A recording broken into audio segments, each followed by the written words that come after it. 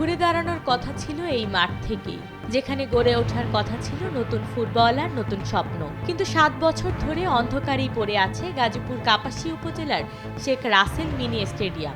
বর্তমানে স্টেডিয়াম পরিত্যক্ত অবস্থায় রয়েছে।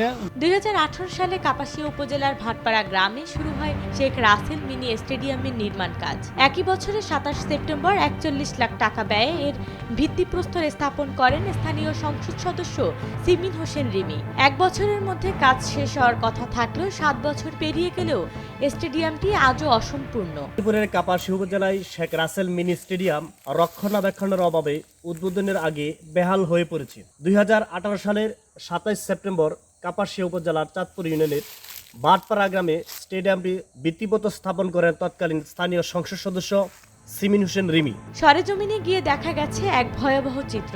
ভবনের ভেতরে মাকড়সার জাল, পশু পাখির মলমূত্র, ড্রেসিং রুম ও টয়লেটের দামি টাইলস খুলে পড়ে আছে অযত্নে। বৃষ্টির পানিতে শ্যাওলা জমেছে প্যাভিলিয়নে। খেলার মাঠে নেই কোনো গোলপোস্ট। প্রবেশ পথে ইটের সোলিং পর্যন্ত লুটপাট হয়ে গেছে। দিনে পরিত্যক্ত আর রাত নামলেই এই স্টেডিয়াম যেন বদলে যায় এক অন্য রূপে। নজরদারি আর রক্ষণাবেক্ষণের অভাবে রাতের আধারে এখানে বসছে রমরমা মাদকের আসর, যা ধ্বংসের পথে ঠেলে দিচ্ছে স্থানীয় যুব সমাজকে। এটা খোলাফানা এলাকা যারা মাদক সেবন করে তাগুলোকে সুবিধা হয়েছে। আগে তো মাটিত বয়ে খাইতো, এখন তারা এই ইটের যে গিয়া বানাইছে, বৌনিত বয়ে খায়। এই নিয়ে উপকার হয়েছে, এর ভিত্তিতে আমি আর কিছুই দেখি না। অনেক স্টেডিয়ামের মধ্যে কোনো কিছু খেলাধুলা কিছু নাই না, ফোলাফান্তা তুই আমি তো যাই না, তো মানুষ লোক শুনি যায় না জানি কি আর কি এই মাদক সেবক। দ্রুত সংস্কার করে স্টেডিয়ামটি খেলার উপযোগী করার দাবিও জানান কেউ কেউ। আমাদের কাপাসিয়া শেখ রাসেল যে মিনি স্টেডিয়ামটি আছে, এটা আসলে কাপাসিয়া সদর থেকে অনেকটা ভিতরে। তার জন্য আমাদের কাপাসিয়ার যে উদীয়মান যে খেলোয়াড়রা আছেন, তারা আসলে ঠিকমতো প্র্যাকটিস করতে পারে না। যদি তারা সদরের আশেপাশে যদি একটা স্টেডিয়াম থাকতো, তাহলে আরও আমি মনে করি যে আরও সুন্দরভাবে ছেলে মেয়েরা ভালো প্র্যাকটিস করতে পারতো। আমি একজন সাবেক ফুটবলার হিসেবে এবং কোচ হিসাবে আমি আরও অনেক ছেলে মেয়েদেরকে আমি কোচিং করাতে পারতাম।